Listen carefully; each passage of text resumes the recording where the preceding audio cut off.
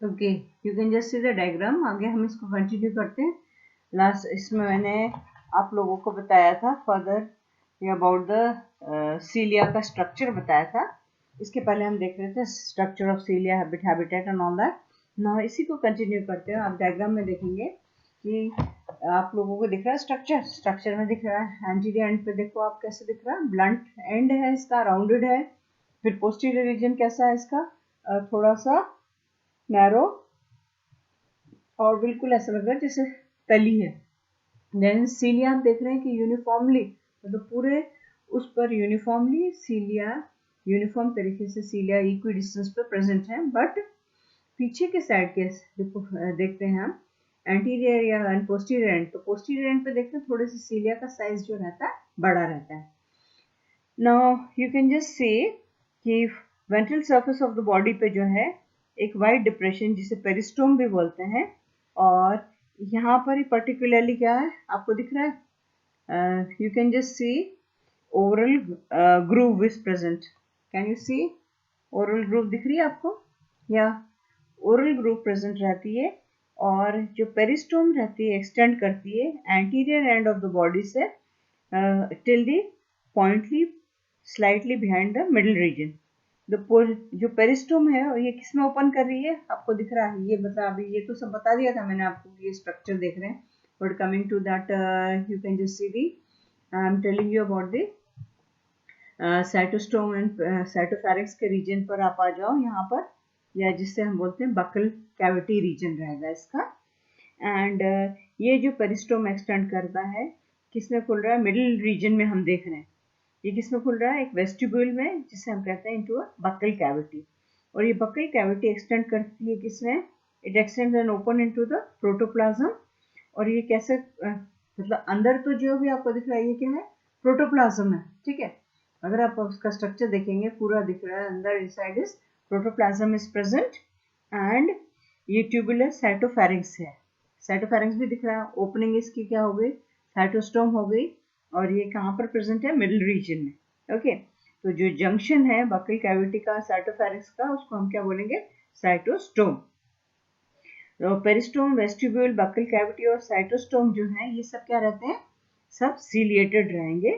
Okay, but साइटोफैरिंक्स जो है ये लैक करता है। साइटोफैरिंक्स में आपको दिख रहा है यहाँ पर सीलिया नहीं दिख रहा है, तो cytopharynx lacks the cilia. Now buccal depression जो पेलिकल पे है, और द सेल एनस या साइटोप्रोक्ट आप बोलते हैं, ये कहाँ पर है, स्मॉल डिस्टेंस पे साइटोस्टोम्स की। You can just see the diagram only. Now जो पेलिकल है वो ये क्या कर रहा है, इसको एनवेलप कर रहा है, मतलब कवरिंग किसको कवर कर रहा है, प्रोटोप्लाज्म किसके द्वारा कवर्ड है, पेलिकल के द्वारा। और ये किसमें डिविजिबल, मैंने बताया था कि पेरिफेरल रीजन में जो है उसे क्या बोलेंगे, एक्टोप्लाज्म। और मिडिल रीजन में सेंट्रल मेडुला जिसे या मिडिल रीजन आप बोलेंगे, वो किसमें, एंडोप्लाज्म में। So I suppose is clear, outer covering is pellicle, inside is ectoplasm, that is जो बाहर की तरफ है उसे एक्टोप्लाज्म, और उसके अंदर मिडिल रीजन में है वो है क्या है, इसका एंडोप्लाज्म है। एक्टोप्लाज्म जो है रिलेटिवली हार्ड और सेमी सॉलिड रीजन रहता है एंड हाईलाइन, मतलब उसको अपने पहले भी देखा था, एक्टोप्लाज्म को हाईलाइन लेयर भी बोल सकते हैं। तो ये कैसा रहता है, अगर एंडोप्लाज्म के कंपैरिजन में हम करेंगे, एक्टोप्लाज्म को देखेंगे तो क्या रहता है, थोड़ा हार्ड रहता है, सेमी सॉलिड रहेगा एंड हाईलाइन, वेरस एंडोप्लाज्म जो रहेगा फ्लूइड या सेमी फ्लूइड रहेगा, और कैसा रहता है, ग्रैन्युलर रहेगा। Now besides this आप देखते हैं कि basal granules of cilia, ectoplasm also contains tiny trichocyst। आपको दिख रहा है ना यहाँ पर ट्राइकोसिस्ट दिख रहे हैं कि नहीं, स्टार्टिंग में शुरू में एंटीरियर में मार्क करा हुआ है। तो यहाँ पर ये बेसल ग्रैन्यूल्स जो सीलिया के अलावा ये क्या रहता है, एक्टोप्लाज्म क्या कंटेन करता है, ट्राइकोसिस्ट को भी कंटेन करता है। और ये ट्राइकोसिस्ट रहता है स्पिंडल शेप का रहता है, और ये किसके द्वारा भरा हुआ रहता है, डेंस फ्लूइड का के द्वारा। तो अगर हम इसका डिटेल स्ट्रक्चर देखेंगे तो किसके द्वारा भरा रहता है, डेंस फ्लूइड से। इसका अपर फ्री एंड जो रहता है डिफरेंशिएटेड रहता है किसमें, पॉइंटेड हेड और स्पाइन में। और ट्राइकोसिस्ट जो रहता है ओपन करता है सरफेस पे, on the surface of pellicle, किसके द्वारा, स्मॉल ओपनिंग्स के द्वारा। तो द एग्जैक्ट फंक्शन जो ट्राइकोसिस्ट का अभी तक एकदम क्लियर नहीं है। हाउएवर जब पैरामीशियम डिस्टर्ब होता है, टच होता है या पैरामीशियम को टच करते हैं या इंजर हो जाता है, तब ये ट्राइकोसिस्ट जो रहते हैं are discharge and dense thick fluid जो रहता है कंटेन उसके अंदर वो बाहर निकल जाता है थ्रेड के फॉर्म में। तो और थ्रेड के टिप जो है या the tip of the thread एक स्ट्रिंग प्रेजेंट रहती है। तो मोस्ट लाइकली फंक्शन जो है इसका हम क्या कह सकते हैं कि इसका फंक्शन क्या हो सकता है, डिफेंस। तो usually it is not confirm but usually से कि इसका फंक्शन जो रहेगा डिफेंसिव मैकेनिज्म है, क्योंकि तो ये डिफेंस के काम आता है। एंडोप्लाज्म जो रहता है कंटेन करता है मेजर ऑर्गेनेल्स। सेंट्रल रीजन में जो हम देख रहे हैं इसका है, मैंने आपको बताया था ना मैक्रो और माइक्रो न्यूक्लियस का। तो सेंट्रल रीजन में you can just C macro nucleus is present और इसके पास ही जो स्मॉल माइक्रो न्यूक्लियस है प्रेजेंट। क्रोमैटिन मटेरियल जो है मैक्रो न्यूक्लियस का हम उसे क्या बोलेंगे, ट्रोको, दैट इज ट्रोफोक्रोमैटिन। एंड ये क्या करता है, ये रेगुलेट करता है बॉडी फंक्शंस को एनिमल के।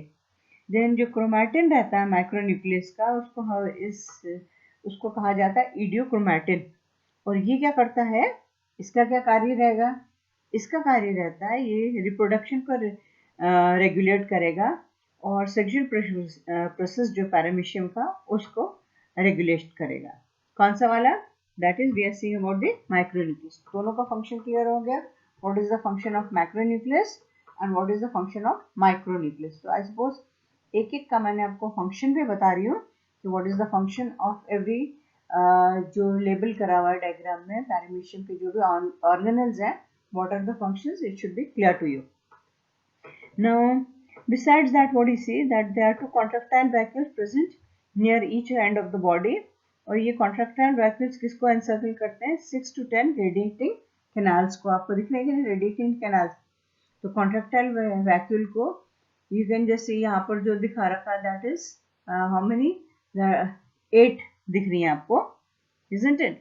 तो ये किसको है, contractile vacuole को जो encircle कर रही है 8 रेडिएटिंग कैनाल्स इसमें डायग्राम। तो ये 6 to 10 रेडिएटिंग कैनाल्स एनसर्कल करती हैं।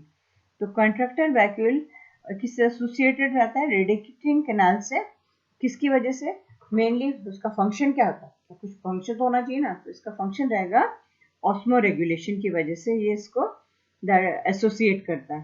That is contractile vacuole as well as the radial canals they associated for the function of osmoregulation. And partially ये क्या काम, एक और काम है इसका एक्सक्रीशन का भी। तो not only for osmo regulation but besides that excretion का भी कार्य जो है वैक्यूल एंड रेडिएटिंग कैनाल्स करती हैं। Then besides contractile vacuole endoplasm क्या कंटेन करता है, फूड वैक्यूल्स भी, और ये स्टोर्ड किसमें रहता है, इवन स्टोर्ड फूड ग्रैन्यूल्स भी। न्यूट्रिशन का मैंने आपको बता दिया कि कैसा रहता है, locomotion also I told you. And now last part इसके अंदर जो रहेगा दैट इज द रेस्पिरेशन।